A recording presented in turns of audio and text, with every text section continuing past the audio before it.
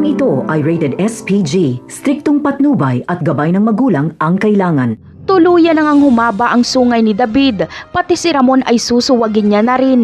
Galit na galit si David dahil napahiya daw siya noong sinundo siya ni Ramon sa pasugalan. Hindi na daw siya bata para ganunin.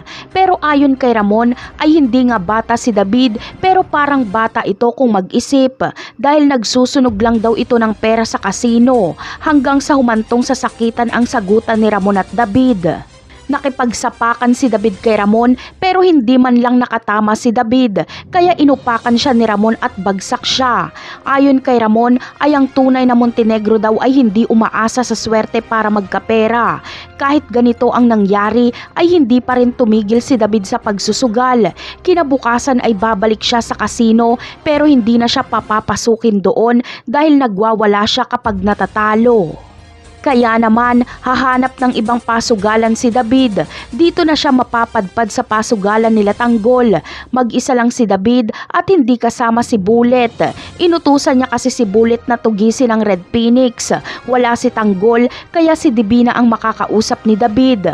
Mayayabangan si Divina kay David dahil agad na maghahanap ng mayayamang mananaya si David at ito ang gusto niyang makalaro. Pabor naman ito kay Divina dahil lalaki ang kanyang kita. Samantala, muli na namang pupuntahan ni Ramon si Marites. Muli nilang pag-uusapan ang tigas ng ulo ni Tanggol. Dito na rin maikikwento ni Ramon na kasal na si Tanggol at si Catherine Caballero ang napangasawa nito. Maaalala ni Marites na si Facundo Caballero ang amo ni Tinding. Kaya maaalala niya ang sinabi ni Rigor na nasa bahay ng mga Caballero si Tanggol para dalawin si Tinding dahil katulong doon si Tinding.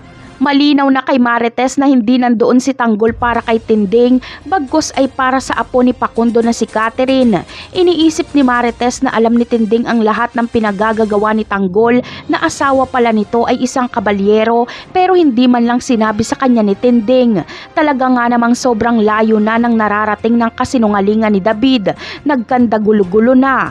Magkaiba ang itinuturing na anak ni Marites at Ramon pero hindi nila alam. Napakarami pa nating dapat abangan sa mga susunod na episode. Paalam!